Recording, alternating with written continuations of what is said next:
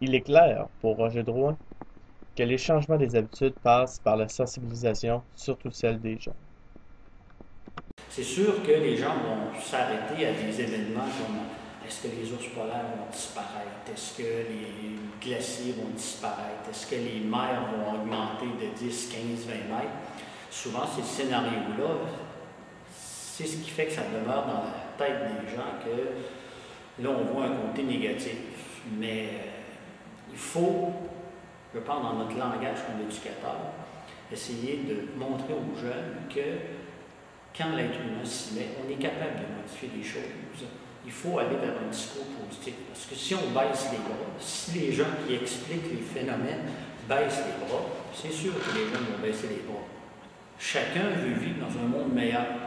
Moi, j'espère que les gens qui ont 12, 14, 15, 18 ans, ils veulent vivre dans un environnement qui est meilleur. Donc, ils doivent poser des gestes.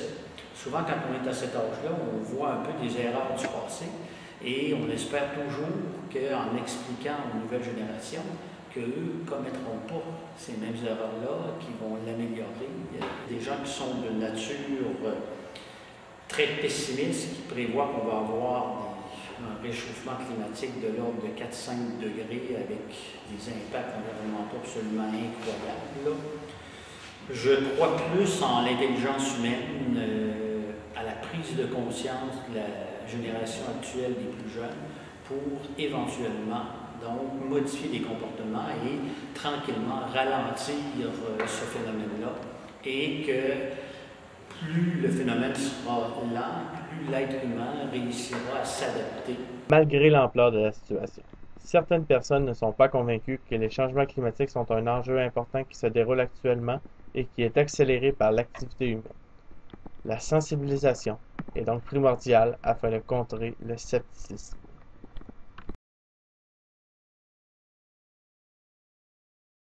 C'est sûr qu'on ne peut pas penser à des efforts au départ. Tout le monde va adhérer. Au départ, là, la première chose, c'est de sensibiliser les gens. Il faut que les gens soient convaincus qu'on est en train de vivre des changements. On est en train de vivre une période de notre histoire où des climats qui sont là depuis des centaines et des milliers d'années sont en train de se modifier par l'action de l'homme. Sauf que les climats, on voit ça sur plusieurs décennies et c'est difficile aux gens de comprendre dans l'espace d'un mois, 2 mois, 6 mois, est-ce que les climats sont en train de changer.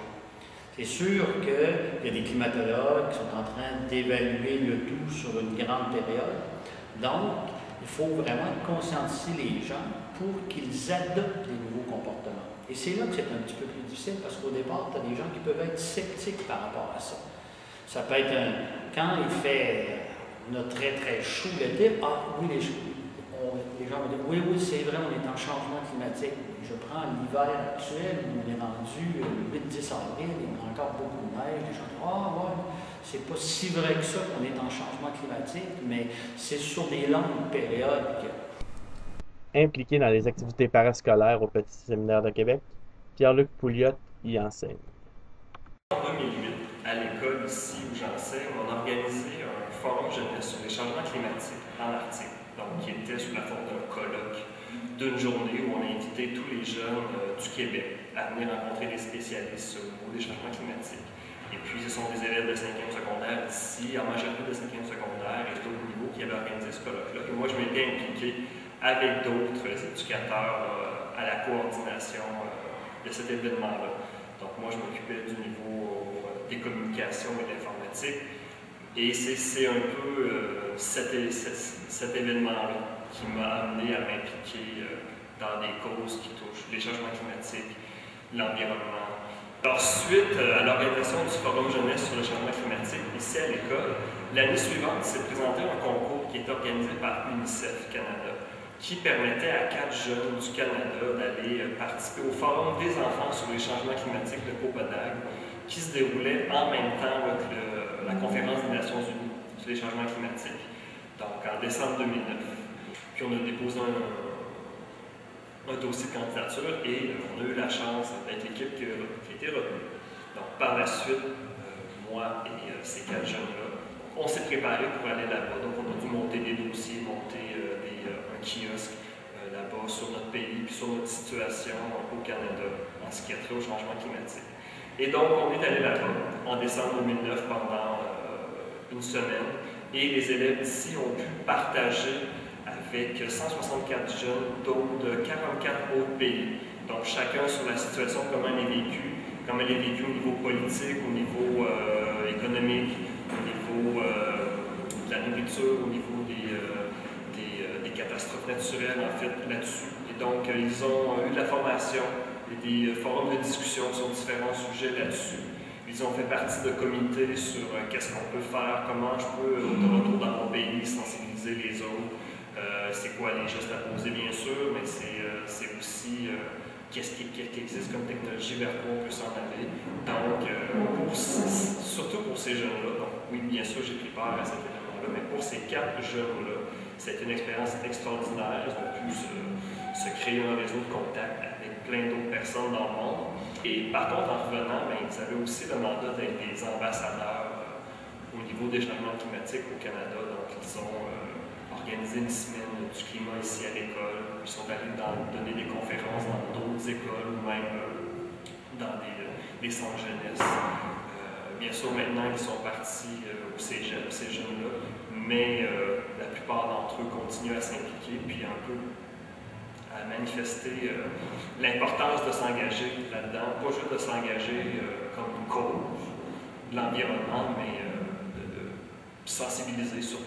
Alors, c'était le thème, quand on a présenté notre candidature, c'était informer pour changer. Donc, on s'est présenté en disant, nous les jeunes, on va s'engager à sensibiliser les autres. Individuellement, oui, on peut faire des petits gestes, mais c'est la somme des petits gestes qui fait qu'il peut y avoir un changement. Donc, c'était notre credo, c'était informer, on va faire tout ce qu'on peut pour sensibiliser les autres.